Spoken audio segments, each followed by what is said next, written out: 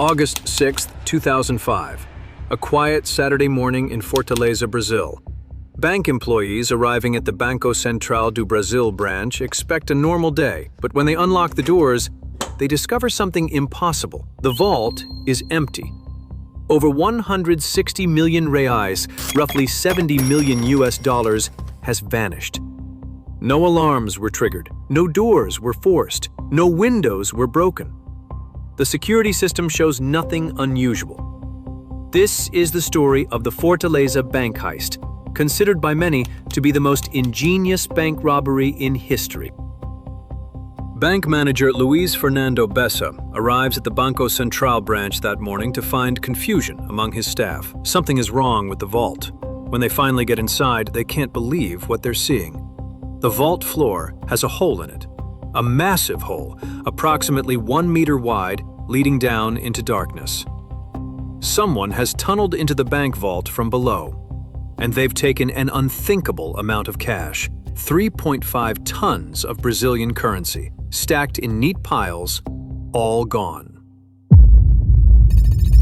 Police arrive and immediately begin investigating the tunnel. What they discover is astonishing. The tunnel stretches over 650 feet, roughly the length of 2 football fields, from a rented house in a nearby neighborhood directly to the bank vault. It's approximately 13 feet underground, complete with wooden support beams, electric lighting, and even a ventilation system. This wasn't a crude dig. This was engineering. This was months of planning and execution, all happening right under the city's nose. Police quickly traced the tunnel back to its origin, a small house at 1271 Rua 25 de Março, in the Bom Jardim neighborhood of Fortaleza. The house had been rented 3 months earlier by a man calling himself Luis Fernando. He told neighbors he was opening a landscaping business and would be doing construction work on the property. The story was perfect cover. For 3 months, a team of men worked day and night digging. Neighbors heard machinery and saw men carrying bags, but nobody suspected a thing. They thought it was just landscaping supplies.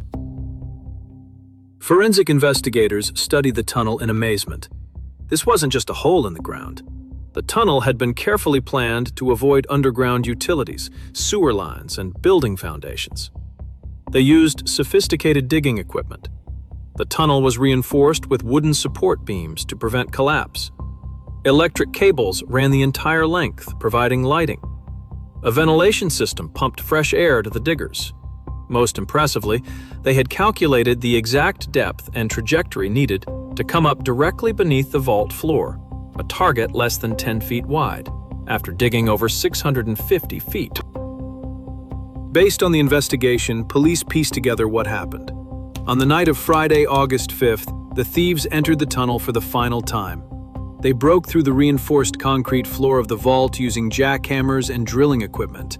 Then, working through the night, they hauled 3.5 tons of cash, approximately 50 million reais in 50 real notes, and 110 million in 100 real notes, back through the 650-foot tunnel. By Saturday morning, they had vanished. The tunnel was empty, the house was abandoned, and Brazil had just witnessed the biggest bank robbery in its history.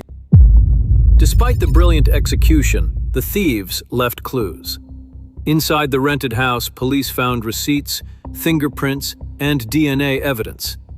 They discovered that the equipment used for digging had been purchased from local suppliers. The rental agreement had fake documents, but the handwriting could be analyzed. Most importantly, someone had to recruit the team. Someone had to plan the logistics, and someone had to know the layout of the bank vault. Police began building a profile of the masterminds. Within weeks, police identified their first suspects.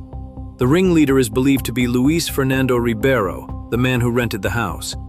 Police also identify Antonio Jusivan, a former security guard who may have provided inside information about the bank's systems. By September 2005, just 1 month after the heist, police begin making arrests. They catch several suspects trying to exchange the stolen currency or living suspiciously lavish lifestyles. But there's a problem. Most of the money is still missing. The thieves knew that moving 160 million reais wouldn't be easy. That much cash is heavy, bulky, and traceable. They had to launder it carefully. Police discover the gang split into groups, each taking portions of the money to different cities across Brazil. Some tried to exchange it for US dollars on the black market. Others purchased expensive cars, real estate, and jewelry. One suspect was caught after buying a massive cattle ranch in cash. Another was found with millions of reais buried in his backyard. Several had fled to neighboring countries. As more suspects are arrested, police realize the heist was even bigger than they thought.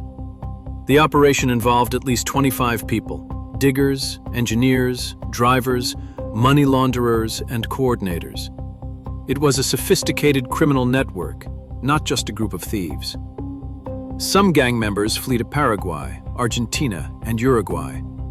Brazilian authorities work with Interpol to track them down. Over the following months, arrests happen across South America.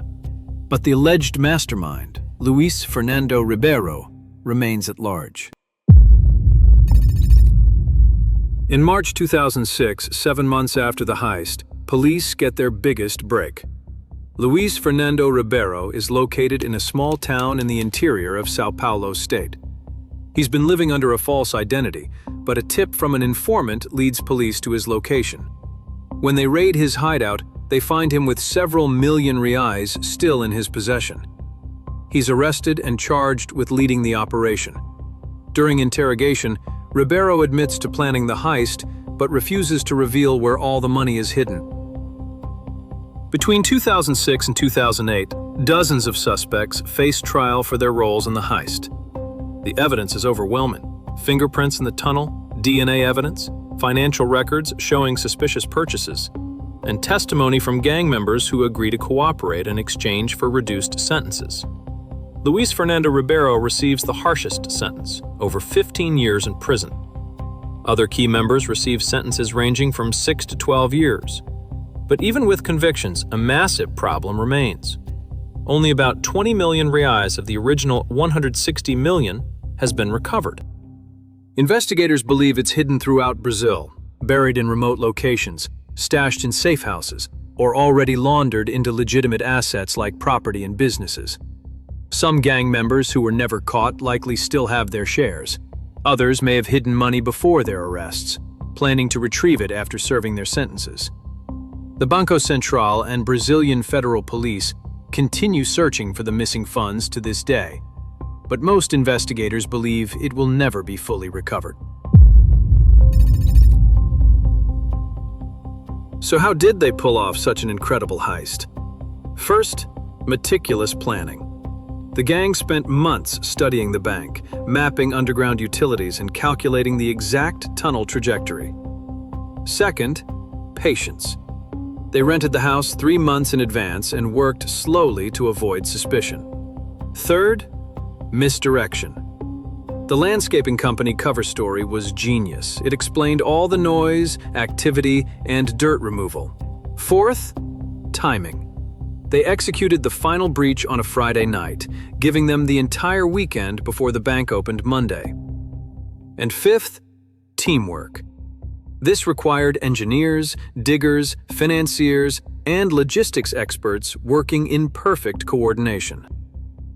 The Fortaleza heist exposed serious security vulnerabilities in Brazilian banks. Following the robbery, Banco Central completely redesigned its security protocols. Banks across Brazil installed ground-penetrating radar, seismic sensors to detect tunneling, and upgraded vault construction to include deeper, reinforced foundations. Security consulting firms began offering anti-tunnel services. The entire banking industry learned from what happened in Fortaleza. As for the thieves, most served their time and were released. Some returned to normal lives. Others remained in the criminal world. The Fortaleza Bank Heist remains the largest cash robbery in Brazilian history and one of the most ingenious heists ever attempted. It's a reminder that even the most secure vaults can be vulnerable, not to brute force, but to patience, planning, and creativity. The genius wasn't in the violence, it was in the engineering.